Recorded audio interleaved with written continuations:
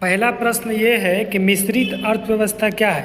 परंपरागत रूप से दो प्रकार की अर्थव्यवस्था की चर्चा की जाती है। एक हमारा प्रथम साम्यवादी अर्थशास्त्र जिसमें संपूर्ण आर्थिक गतिविधियों का वर्णन किया गया है ना, और दूसरा जो है संरचना में राज्य का पुनर्नियंत्रण किया जाता है। मिश्रित अर्थव्यवस्था का मतलब है कि उदारवादी लोकतंत्र व्यवस्था और सभी तरह की अर्थव्यवस्था को शामिल करना ही मिश्रित अर्थव्यवस्था है, जो कि भारत में इस व्यवस्था का नियम फॉलो होता है या नियम माना जाता है।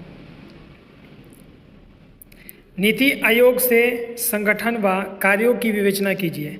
मोदी जी की सरकार सन 1950 से चले आ रहे योजना आयोग का नाम बदलकर उसका नाम रख दिया इन्होंने नीति आयोग। ठीक है, 1 जनवरी 2015 को उसकी जगह पे नीति आयोग यानी कि NITI कमीशन की स्थापना की गई और प्रधानमंत्री इस आयोजना का अध्यक्ष होंगे, जो इसके उपाध्यक्ष तथा मुख्य कार्यकारी अधिकारियों को नियुक्त करेंगे और उसकी कैबिनेट के 4 मंत्रीगण जिसके पदेन सदस्य होंगे।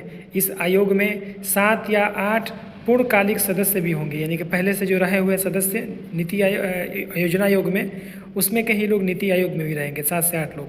2 अंशकालीन सदस्य होंगे जिन्हें प्रसिद्ध विश्वविद्यालय या शोध केंद्रों से लिया जाएगा और प्रधानमंत्री इन सभी की नियुक्तियां करेंगे।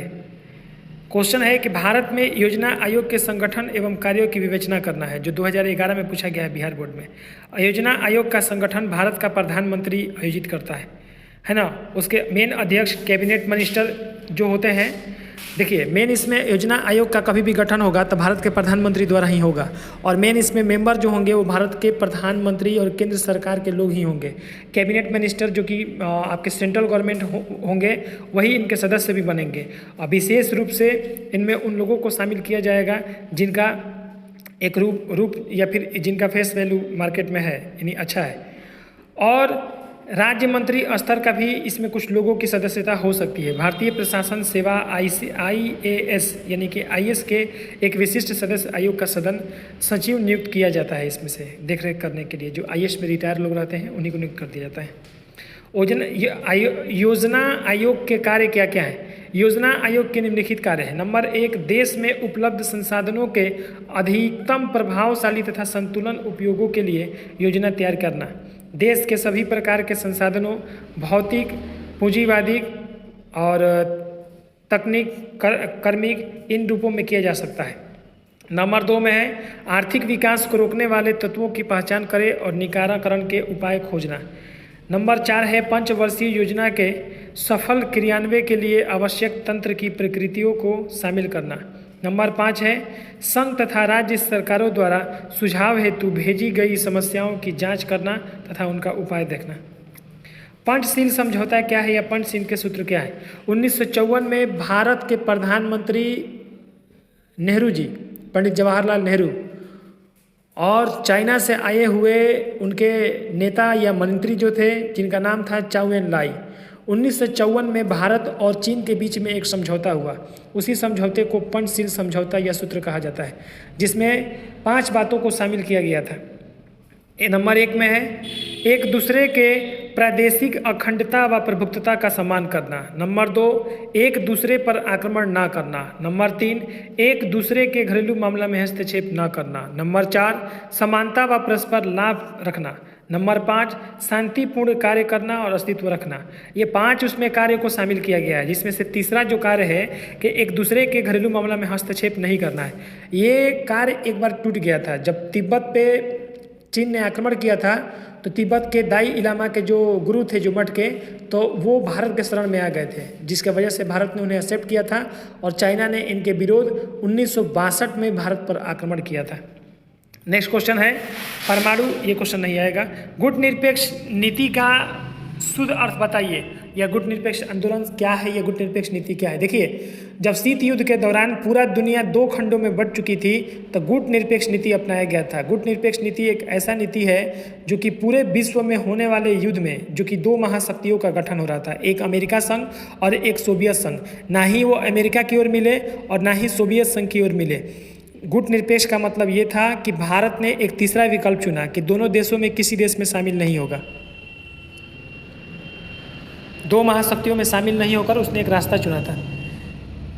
इसके बाद आएगा एक ध्रुवीयता का अर्थ क्या होता है। एक ध्रुवीयता का अर्थ देखिए क्या होता है, दो महाशक्ति में से एक का एक ध्रुवीयता राज हुआ, यानी कि दो महाशक्ति रूस और अमेरिका, पूरा दुनिया दो गुटों में बट रहा था, यानी दुनिया के अधिक देश अमेरिका के साथ मिल रहे थे और दुनिया के अधिक से देश रूस की ओर मिल रहे थे। लेकिन भारत ने उस समय गुट निरपेक्ष नीति अपनाया था, यानी दोनों में से किसी में शामिल नहीं हुआ था। और एक ध्रुवीयता का अर्थ है सन 1991 में सोवियत संघ का विखंडन हो गया था, यानी रूस का हार हो गया था और अमेरिका का प्रभुत्व अस्तित्व में आ गया और अमेरिका ही एकल प्रभुत्व या एकल शक्ति का मालिक बना है, जिसको हम लोग एक ध्रुवीयता कहते हैं। ठीक है। तस्कंद समझौता व शिमला समझौता का महत्व बताइए। तो तस्कंद समझौता 1965 में होने वाला था, लेकिन उसको 1966 में किया गया था। ये समझौता लाल बहादुर शास्त्री और पाकिस्तान के राष्ट्रपति भुट्टो के द्वारा हुआ था, भुट्टो के बीच में हुआ था। युद्ध बंदियों को रिहा कर दिया गया था। जैसे पाकिस्तान ने आक्रमण किया था 1965 में, तो उसके बहुत सारे सैनिक और कमांडो को भारत ने गिरफ्तार कर लिया था, भारत के सैनिकों ने। उसी को छुड़ाने के लिए पाकिस्तान के राष्ट्रपति भुट्टो आए थे। 1966 में समझौता हुआ इंदिरा गांधी और भुट्टो के बीच में, उन्हें छोड़ दिया गया। और रहा बात शिमला समझौता का, तो 1971 में पाकिस्तान ने भारत पर आक्रमण किया था। तो इसके जवाब में भी भारतीय सैनिकों ने पाकिस्तान के बहुत सैनिकों को मार दिया था और कुछ लोगों को गिरफ्तार करके बंदी बना लिया था।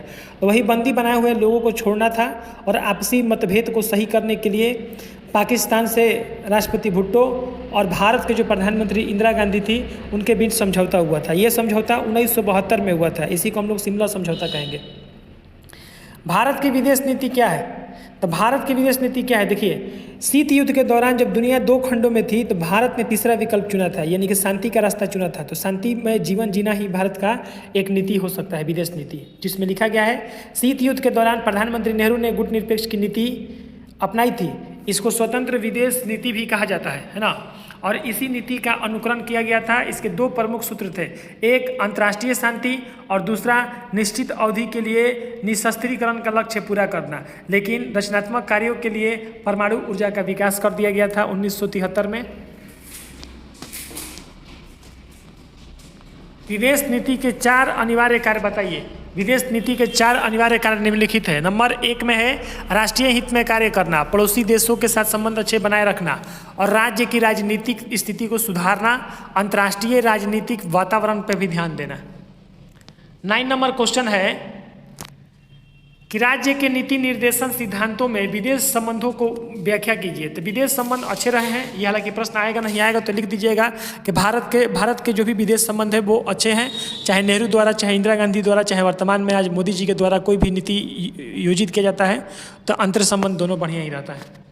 भारत और पाक का संबंध लिखिए। तो सन 1947 से पहले दोनों मुल्क एक हुआ करता था, लेकिन 14 अगस्त 1947 में पाकिस्तान का विभाजन हो गया और आज़ादी के बाद पाकिस्तान एक अलग देश के रूप में उभर गया और भारत एक अलग देश के रूप में उभर गया। हालांकि आपसी संबंध कोई अच्छा भी नहीं है, क्योंकि पाकिस्तान ने भारत पे कई बार आक्रमण किया है। पहला 1947 में, दूसरा 1965 में, तीसरा 1971 में, चौथा 1999 में कारगिल युद्ध, जो कि अच्छे संबंध नहीं माने जाते हैं। नेहरू की विदेश नीति की विवेचना कीजिए। और पंचशील क्या है? तो पंचशील समझौता के बारे में आपको हम बता चुके हैं। पंचशील समझौता देखिए क्या है। 2 सितंबर 1976 को भारत की अंतरिम सरकार की स्थापना हुई। नेहरू विदेश मंत्री बने और उन्होंने तुरंत यह स्पष्ट कर दिया कि भारत किसी महाशक्ति के गुट में शामिल नहीं होगा। वास्तव में दोनों महाशक्ति के बीच में तनावपूर्ण संबंध बने रहे, जिसके वजह से शीत युद्ध में भारत ने गुट निरपेक्ष नीति को अपनाया।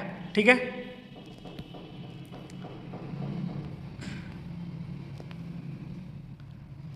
भारत की परमाणु नीति क्या है? तो भारत की परमाणु नीति है कि भारत में परमाणु बम बनाया गया था, लेकिन देश पर कोई खतरा आने की वजह से या समस्या आने की वजह से ही यूज किया जाएगा परमाणु बम को।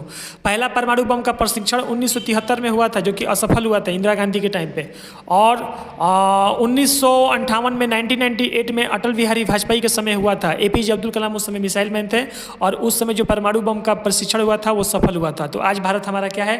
परमाणु संपन्न है।